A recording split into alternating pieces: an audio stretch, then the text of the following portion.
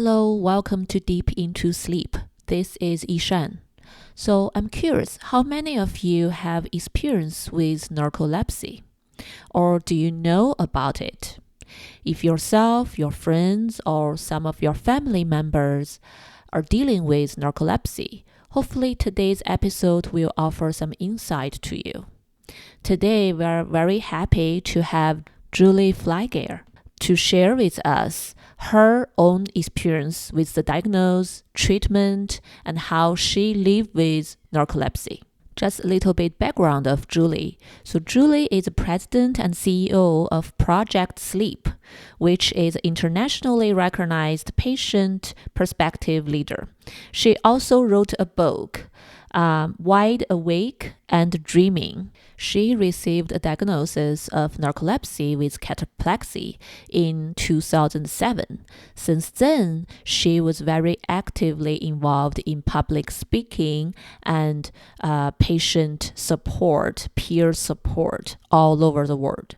I had the honor to meet her in person during the World Sleep Conference in Vancouver last year, and the Project Sleep had a booth there to share more of the wonderful work they did. And they had a workshop with a lot of patients diagnosed with narcolepsy to share their experience. It was very touching and inspiring.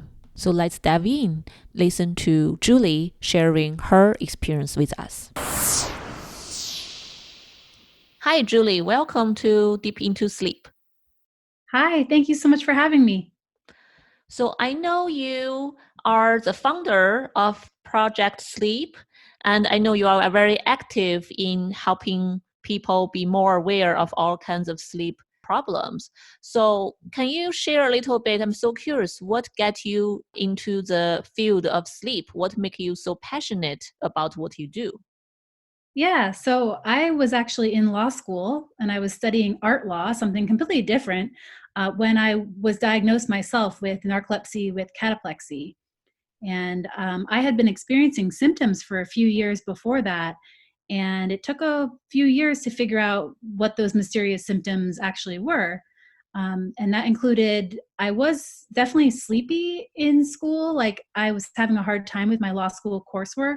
And also in college, I would go to the bathroom a lot to wake myself up, by doing jumping jacks and pinching myself. But I wasn't necessarily like falling asleep in class every day. So the sleepiness was pretty invisible, I'd say. I was also experiencing times when I was laughing at jokes, my knees started buckling. Like almost someone had poked behind my knees, but no one had.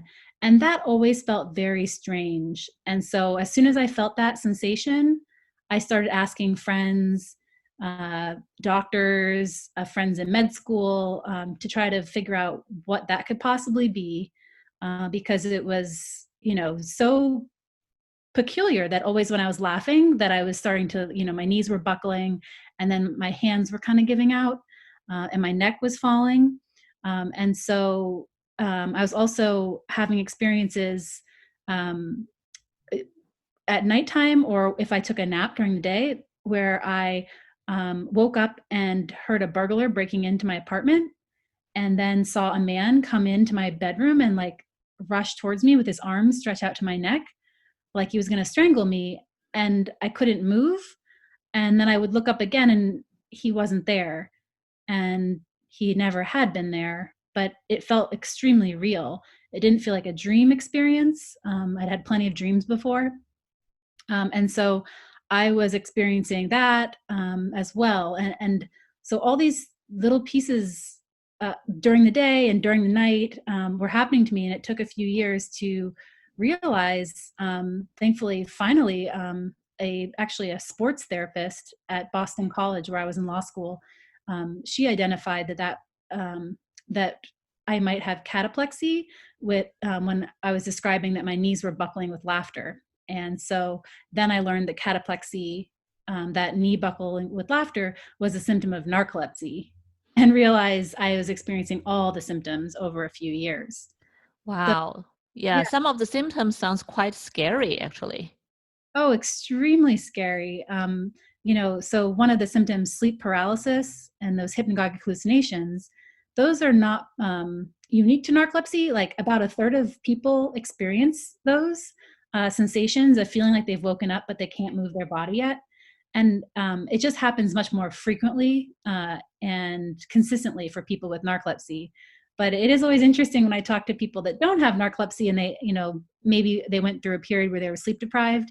And so they did experience that sleep paralysis, and they'll say, "Oh my God, that was the scariest thing I've ever felt in my whole life."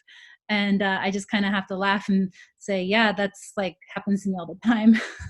Wow. Yeah, and the cataplexy, um, you know, it was really terrifying to, as that got worse, from a knee buckling to a complete collapse to the ground, where I couldn't move for 30 seconds to a full minute, but I was conscious in my head and I could hear everything happening around me. I just couldn't move my body. Was the longest seconds and minutes of my life. Wow, yes. Especially happens when you laugh, when there's emotion, up and downs. And that sounds quite hard to deal with, that you temporarily lose control of your body. Right. Yeah, exactly. It is. It's extremely, there was one day where my boyfriend at the time, he actually had to carry me to bed in his arms. And that felt like a really big low of realizing that I couldn't even walk. Mm. Um, so it was very scary. Yeah. So when did you start realizing or noticing these symptoms? Do they just one day suddenly show up? I think the cataplexy started around age 21, after I graduated from college, and the hypnagogic hallucinations and sleep paralysis, that kind of like burglar experience, that was Mhm. around the time. Mm. I think my sleepiness was probably the first symptom I experienced. If I look back now at my college experience, I think that I was experiencing some excessive sleepiness probably starting around 18 years old. But that was just very invisible and hard to identify. So even as it got really, really bad when I was in my first year of law school at age 22 and 23, I thought I actually maybe didn't have like the willpower to get through law school. Like maybe I wasn't determined enough because something just wasn't connecting. I wasn't able to get through my coursework. And so it took a really long time to think that maybe that actually had to do with sleepiness or sleep. Yeah, so at first you questioned yourself, but then realized there possibly interpretation of that is out of your control. Right. And that's, I think, part of my passion behind, founding Project Sleep is I don't want other people have that experience of like thinking that they don't have the willpower or they're not strong enough for, life or whatever they want to take on in life. Because I think there's kind of two phases. One was my own understanding that like I need to figure out something was wrong with me. And then once I figured out something was wrong with me and I started talking to doctors about it, I really am passionate that we need to make sure that primary care doctors and general practitioners are familiar enough to recommend people that might be experiencing a sleep disorder to see a sleep specialist. So there's kind of like two phases of self-realization, and then you know once you're starting to complain or bring this up to doctors, that they take it seriously and help you get to sleep specialists. Yes, yes, I totally agree. I think a lot of time, even as a psychologist, sometimes I see people coming in with bizarre symptoms, just some of the symptoms, just like what you described. And if as a provider, no matter in what field, we are able to just at least question it and ask them to go to maybe seek out help from a sleep specialist just to rule something out, just to clarify the picture, that may really point out a good direction for the patients. Definitely. I think, for myself and for a lot of other people with narcolepsy that I've spoken to, I thought I was a good sleeper because I could sleep, I think we often think of people with insomnia because it is the most prevalent Hmm. condition. Hmm. So you think, oh, well, and I didn't snore. So I assumed that meant I didn't have sleep apnea, which I now know isn't necessarily true. But, I thought I was a good sleeper. So I didn't think that just didn't seemed to make sense to me because it was affecting so much of my daytime life as opposed to my night. So it's just kind of even a misconception about the fact that something could be happening in your sleep, that you're not getting the right, you're not going through the right sleep cycle and getting the right quality of sleep, no matter how many hours you're getting. Right. So even if we don't have any difficulties falling asleep or staying asleep, we don't snore, does not mean our sleep quality is really good. Exactly. Yeah. So you mentioned you founded Project Sleep and want to really help other people after figuring out your own journey. Can you explain a little bit more what Project Sleep is? What kind of activities you do? Yeah, sure. So I'll just describe too a little bit that after I was diagnosed, I thought I was going to start treatment and just like get better.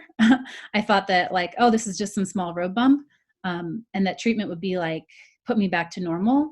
And so I think there was also like a second process of realizing that treatments did improve my symptoms, but they didn't erase my symptoms. So I still had symptoms and I had side effects and I was balancing all these different medications.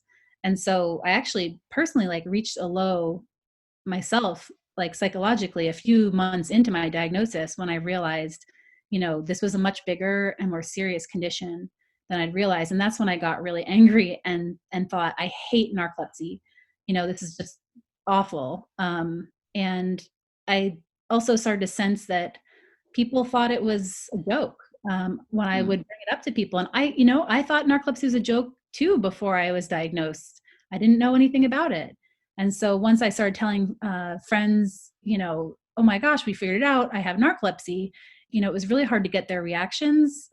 Some people just changed the subject quickly, and other people would take it like almost like so dramatically, like, oh my God, are you going to fall asleep right now? Like, how about right now? What if you're doing this? Are you going to fall asleep then? And it was just, it didn't seem to, I was slowly realizing, it was a serious chronic condition, and I didn't really have the words to articulate that to the people around me. And so I think, in founding Project Sleep, I, it was a lot more than just the experience of going a long time without diagnosis, but it was also that our society didn't take narcolepsy very seriously. And I realized it wasn't just narcolepsy; people didn't take sleep very seriously in general. That it was something that I know in college for myself, people bragged about pulling all nighters, and as I learned about the sleep cycle and how it was so active and all these processes were taking place at night, I realized we really have some major misconceptions about sleep in general. And so, trying to make sleep cool is the tagline of Project Sleep, and to really open people's eyes to the importance of sleep, and also that sleep disorders exist. Yeah, I like that to make sleep cool. And starting from educating and talking about narcolepsy, and then I know you're expanding to all type of sleep disorders, and there are a lot of great content right now. Yeah, I think there are wonderful organizations in each of the disease areas. So Project Sleep's not trying to recreate the wheel of the great work that those different organizations are doing, but that I think that the patient story, with narcolepsy or with another sleep condition, is so important as an educational tool.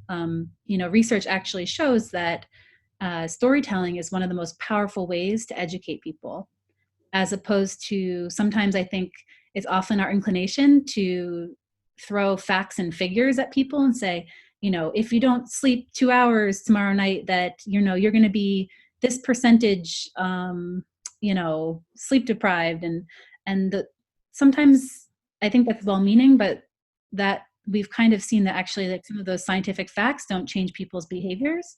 And so I hope to be leveraging through Project Sleep's programming some more storytelling approaches that can get people to empathize and understand these invisible conditions, and think maybe they consider whether they could have one or a loved one could have a sleep disorder. Also, just learn more about sleep in general.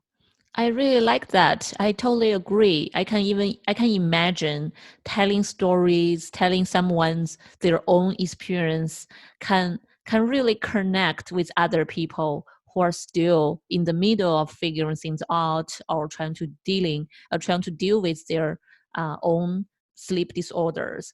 I think as a provider, we tend to, just like you said, throw out the figure to people, throw out the uh, like science to people, but I think a lot of times like people don't really get it or don't really like it, right?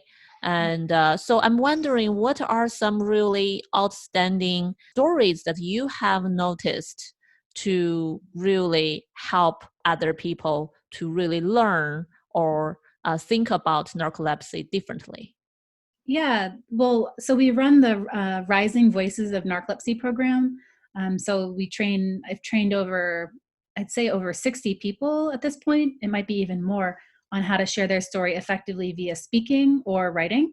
And Mm-hmm. so there's some great essays online, and there are speakers across the country and actually around the world that are, even today, one of our speakers is in Canada speaking to a high school class about her experience with narcolepsy. I think some of the stories that that stay so close to my heart and kind of break my heart are the long delays to diagnosis. Um, Mm. so we had one of our Rising Voices speakers on Capitol Hill with us a few weeks ago, and she presented her story at the congressional briefing that we did. And she shared that it took, she was 8 years old when she first experienced symptoms. And the very first thing that she experienced was that she saw a spider in a door, and she got her knees buckled. And so she actually assumed she had arachnophobia, because every time Oh. she saw a spider and felt surprise, Mm-hmm. her body became weak. And it became more things that, when she was always happy, her face would go flat, because she wasn't able. And so these were all little experiences of cataplexy, and it got worse and worse over many, many years. So she actually went 28 years before finding a proper diagnosis of Wow. narcolepsy. uh, 28 years. yeah. And it just, she still accomplished so much, but at the same time, that struggle is just incomprehensible in a way, because she wasn't able to access treatments yet, and she wasn't able to be part of the community for so many years. So yeah, there are so Yeah. many great stories, and I think my favorite part, like, I've told my story in a lot of ways through writing my book, Wide Awake and Dreaming, a memoir of narcolepsy, and speaking at different conferences across the country and around the world. But I love training other people on sharing their story, because everyone kind of has such unique analogies or different ways of describing how they cope with the condition, that it just, every single person has such value. And I kind of love all of their stories, and I'm always constantly, um, they always are coming into my head, and I'm thinking of them and trying to get them more speaking engagements so that they can do such great work. That's great. So, and I'm also happy you wrote a book about all this. I will put your book on the show note, so other people can find the link. Great conversation with Julie. So this is the first part of my interview with Julie, and she shared so many typical symptoms of narcolepsy, such as cataplexy, sleep paralysis, hypnagogic hallucination, and excessive daytime sleepiness. You can find more information about Project Sleep and their Rising Voice of Narcolepsy program on their website at project-sleep.com. And all this information, including a link to Julie's book, can be also found on our website in the show note, which is deepinto sleep.co/episode/020. Next week, we will continue the conversation and explain more good resources and support groups all over the world to help people to connect with each other within narcolepsy community. And support is important. The treatment also hopeful. So stay tuned. Hopefully, the next episode will offer you more great resources. Thank you very much for listening today. I will see you all next week. Sleep is an individual thing.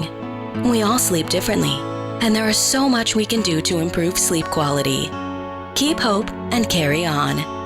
This podcast is for general informational purpose only and does not include the practice of medicine or other health professional services. Usage of the information we share is at the listener's own risk, and our content does not intend to be a substitute for any medical and professional services, diagnoses, and treatment. Please seek professional health services as needed.